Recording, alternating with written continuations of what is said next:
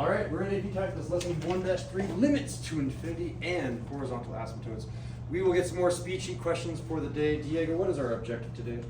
Use top and bottom rules to find limits to infinity and to find vertical and horizontal asymptotes. Perfect. So in the past, in Algebra 2 and in pre-calculus, we have analyzed vertical asymptotes, or at least we're supposed to.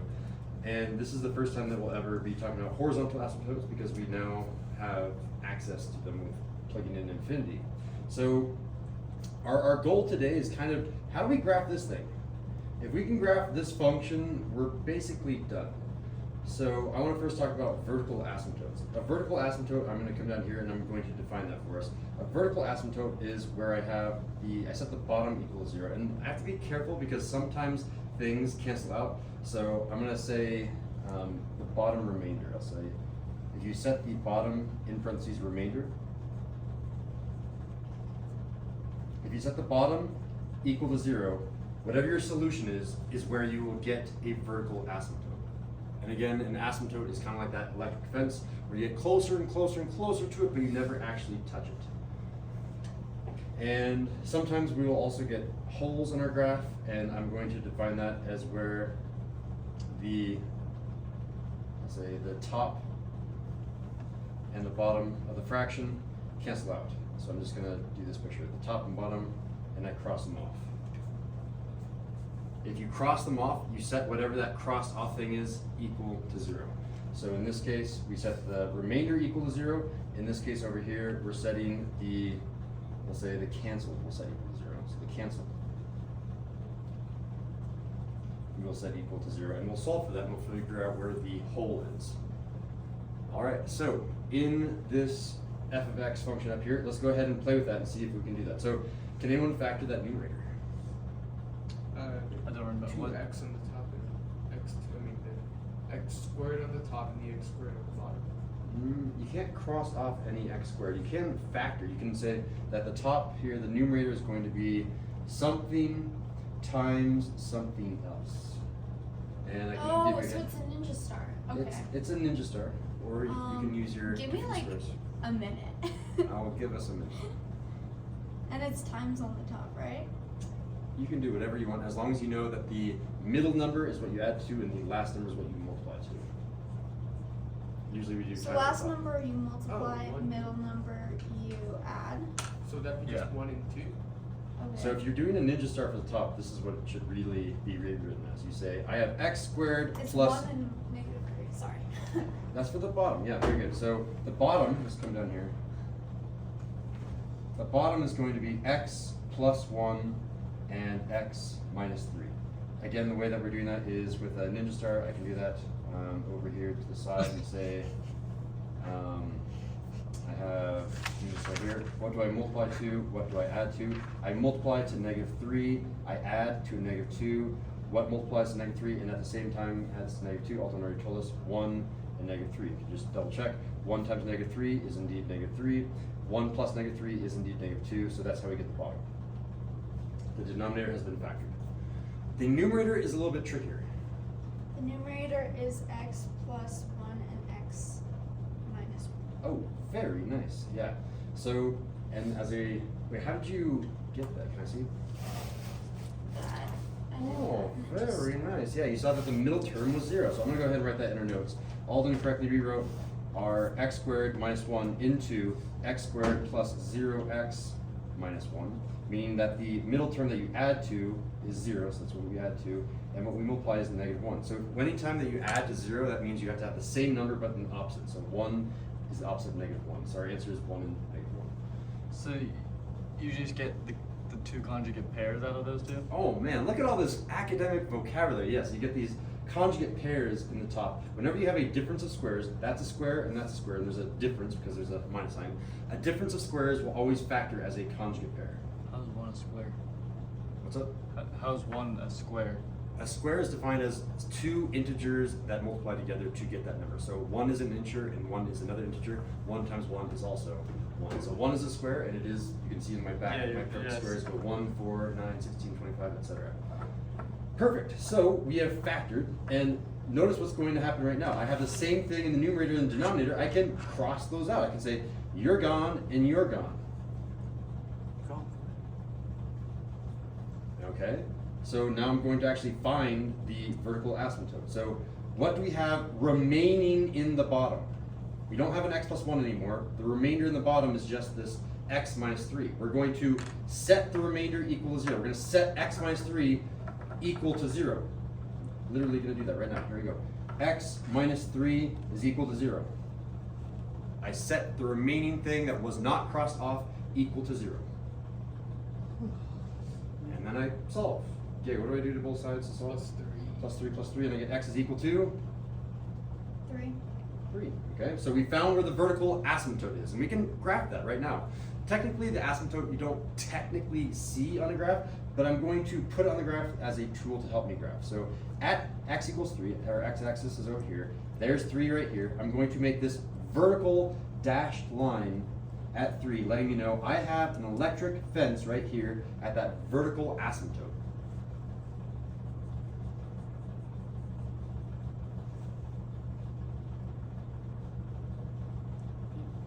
Okay. We also need to remind ourselves where the hole is going to be. That'll come into play later. We can't graph it yet because we don't know where our line is. Is our line there? Is it there? Is it there? I don't know where the line is. But if there is a line right here and then there's a hole, the hole just means I erase a little bit and then I say there's a hole in the graph right there. I don't know where that's going to be, but I can tell where the x coordinate is by solving. I can erase all of you and then I can solve down here. I can say, okay, I'm going to take the thing that was canceled, this x plus 1 was canceled, and I'm going to set that canceled thing equal to 0. I'm going to set x plus 1 equal to 0. So let's do that down here. X plus 1 is equal to 0. Giorgio, at what x coordinate will we have a hole in our graph? -1. At x equals -1. So I'm going to somehow remind myself that there is a hole here at -1. So I'm going to remind myself by writing that, and I can erase it later. There should be a hole at -1. But I don't know where the curve of the line is of the graph yet. We still have to do a little bit more of an analysis. Okay, give me a fist of 5 on your factoring and finding vertical asymptotes and holes. Give me a fist of 5. Where we at? 5, 4, and 4. Those are nice scores. All right, then we're moving on to how to define a horizontal asymptote, which I'm just going to be calling HA versus VA because it'll be faster for us to write VA as opposed to vertical asymptote. If you can remember how to pronounce or spell it. Yeah, so do you guys all know how to say asymptote? I'm going to go one by one and see if you can say asymptote. Ready, set? Asymptote. Good. Asymptote. Asymptote. Oh, we all know how to say it. Excellent.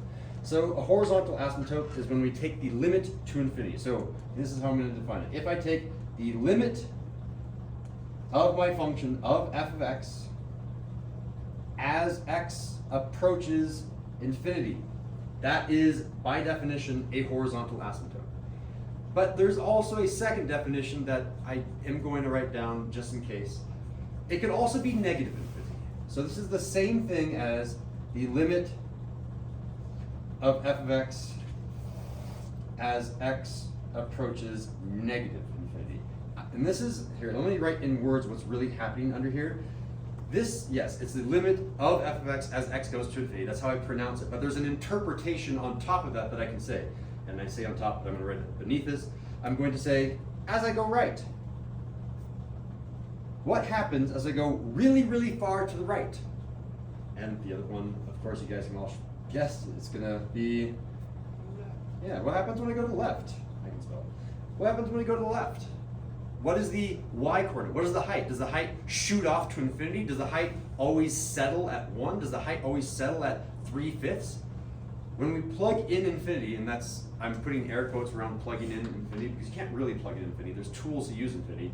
But when you plug in infinity, it will tell you, hey, as you go really close to the right, you approach this height. And that will help us because it's kind of like the magnet that says, okay, try to get closer and closer to that horizontal asymptote. All right, so I'm trying to remember why I wrote fun fact. If there is a horizontal asymptote, then Then there is a limit to infinity. Is that what I'm trying to say there? It's been a while since I've taught this class. It's now been 2 years. I can look back at my notes from 2 years ago to make sure I have that right, but I'm going to leave that blank and then come down here and we're actually going to calculate that. So I'm going to come all the way down here and I'm going to say, we're going to do the limit as x approaches infinity of our function. Our function is x squared minus 1 in the top and x squared minus 2x minus 3 in the bottom.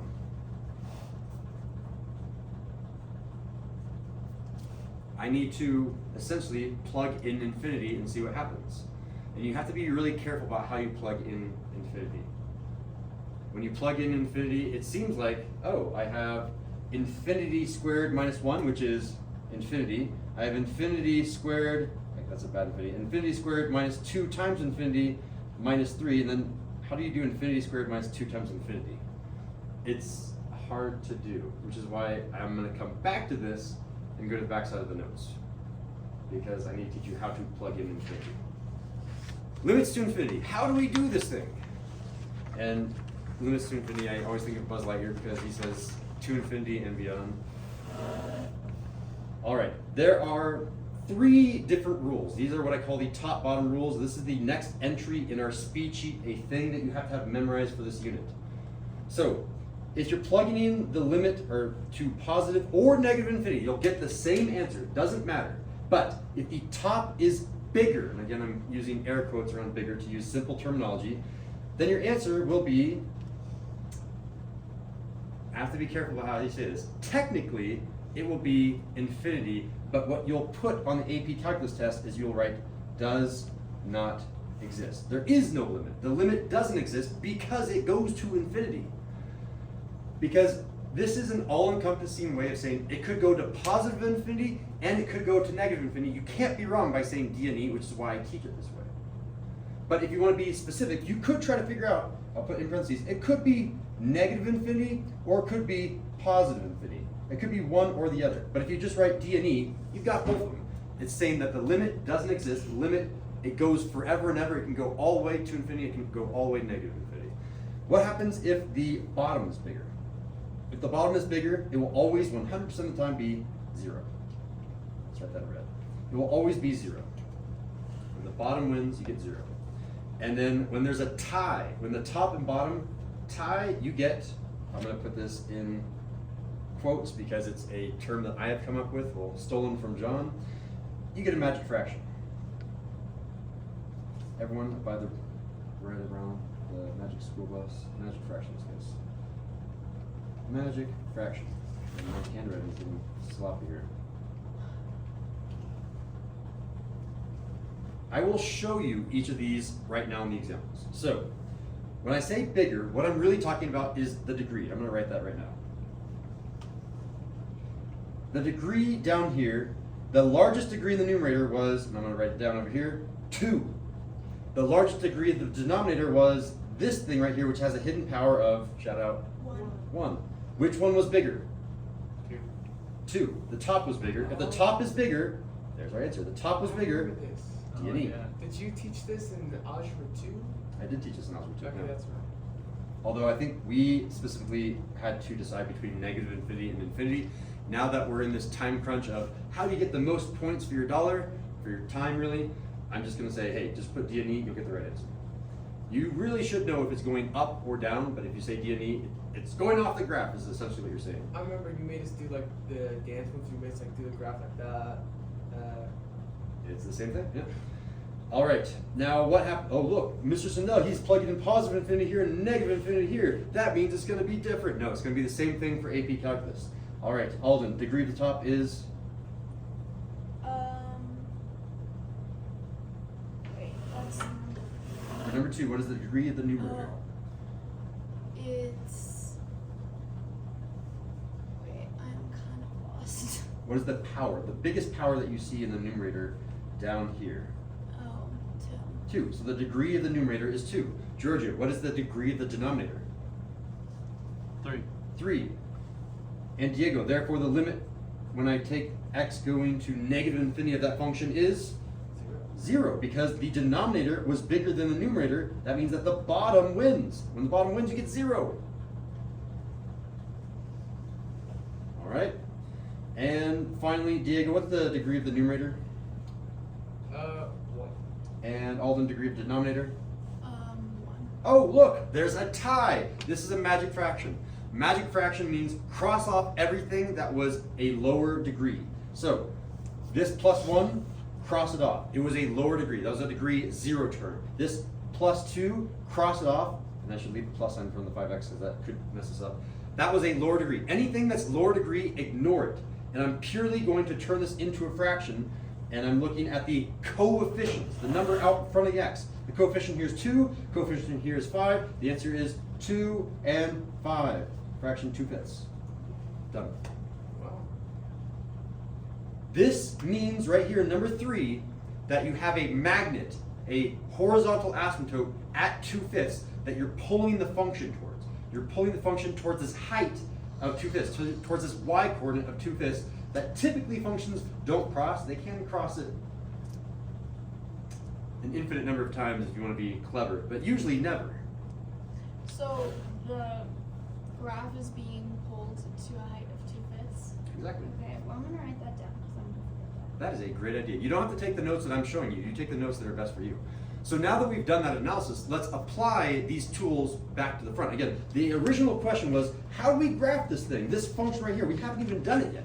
We have some things on the graph that will help us. I still need to do the analysis on the horizontal asymptote. So when I come down to this function, it's a new limit to infinity question. Well, what's the degree of the numerator, Giorgio? I always forget which one's the numerator. The top. Okay, so thank you. 2. The degree of the numerator is 2. Diego, what's the degree of the denominator? The highest degree? It's always the highest degree. Okay, 2. 2. When I say the degree of the polynomial, I always mean the highest power of that So I term. was gonna say 3 because of the 2x. Yeah, and I'll put my notes here. What we're doing is we're analyzing the, I can spell, I swear. I know I make mistakes all the time. The degree is what I'm analyzing here. The degree of the top and bottom is 2. And therefore, Alden, this is equal to? It's equal on top and bottom, so that is magic fraction. Good. It's a magic fraction, which means I take the number out front. This is called the coefficient. The coefficient here and the coefficient here. There is no coefficient, so you assume the coefficient is 1. 1. And I get this 1 over 1, or 1. The horizontal asymptote is 1 in this case. So how do we use that to graph? Well, we come back up here to the graph and we say, okay, we have a horizontal asymptote at 1, so I'm going to make a dashed line that goes through this type or y coordinate of 1. Now at this point we have, I guess there's 4 different possible graphs. And let me show you all of the different possible graphs out to the left. We have to decide between these 2. So there's 4 possibilities. Here's possibility 1, possibility 2, possibility 3, and possibility 4. In possibility 1, I'm going to make graphs of each of these. They're going to be really quick sketches. In graph number 1, I could have something that looks like a volcano. In graph number 2, I can have the reverse of that, and I can have something that looks like a valley or an upside down volcano. In graph number 3, I could have offsets like that, and in graph number 4, I can have the reverse of that and have offsets like that. We have to decide between these 4 different graphs. These are the only graphs that you can have when you have both one horizontal asymptote and one vertical asymptote. Again, you've seen in my sketch, I've drawn lines that don't cross. I assume that these lines weren't necessarily the axes, but they were my horizontal and vertical asymptotes. How do we decide between those? Anyone have an idea? It's like the whole. So is the whole affected? The whole, unfortunately, does not help. The whole is just an extra step at the very end. We'll graph everything and be like, okay, now that we're done, erase a little bit and add a whole. It's the very last step. It won't help us to figure out between these 4 graphs. Anyone's got an idea? How do we figure out between these 2 graphs? Plug in. There it is. You plug it in. That's the easiest answer. plug in a nice number. What is the nicest number that you guys can think of? 0. I think 0 is easier than 2. Because if you plug in 0, 0 times 0 is 0. That like cancels out a lot of terms. So let's see, if I plug in 0, I'll either get something up here, or I'll get something down here, and that will decide half of the graph for me. So let's do some quick mental math. Ready? 0 squared is 0. Minus 1 is -1. So I'm going to leave a note to myself that I have -1 here, and I'm going to erase it later. Okay, let's do some more mental math. The bottom is going to be 0 squared minus 2 times 0 minus 3, which is going to be 8 minus 3. minus 3. So, what is -1 over -3? 1/3. 1/3. Everyone graph 1/3 about. And again, we're sketching this thing. So it's about right there, which means we are below the horizontal asymptote. Which means we have, by process of elimination, again, we are sketching here, it has to be something that looks like that. That's our curve. Okay, we've decided the left side. Now we need to decide the right side. The right side has two possibilities. It could either be a graph that looks like this, or a graph that looks like this. It's one of these two red lines. How are we going to decide between the two red lines? It's the same answer. Plug in. What number should we plug in? Now we can't plug in 0 because we have to plug in some of these numbers. 4. Let's try it. Let's see what happens when we plug in 4. So I'm going to come back over here, and I'm going to erase my -1 over 3. When I plug in 4, I do have to do a bit of math. 4 squared, shout out, 16 minus 1. 15. Okay, so the top is 15. 4 squared again is 16 minus 2 times 4. Eight. Yeah, so minus 8 and then minus 3. So 16 minus 8 is 8, 8 minus 3 is 5, so this is going to be 5. 15 over 5 is 3. So when I plug in 4, I got a height of 3. I got this point right here. And now we've determined, oh, it's a curve that goes above the horizontal asymptote, and I can go ahead and sketch a line that goes through that point. Again, you do need arrows on your graph to say it goes on forever and ever. And there's our graph, but there's more. Billy Mays here, but there's more. There's more to this ShamWow. What am I forgetting? The hole. Yeah, where should the hole be? -1. So I'm going to zoom in here to -1. I'm going to erase you, and I'm going to put a hole here. And now I'm done with my graph. So you've seen how a horizontal asymptote not only can be calculated, which is the main thing, but also how you can use it to then graph a function. That concludes today's lesson. Let's check our objective again. Can you use top/bottom rules to find limits to infinity? Can you use that backside? And then number 2, can you find vertical and horizontal asymptotes? Which I guess we did first. We did it right, I guess, right in that section right there. So give me a fist of 5 on our objective. How well can you use top-bottom rules to find limits to infinity and use that to find vertical and horizontal asymptotes? I've seen a 5, a 4, and a 4. Thanks, guys.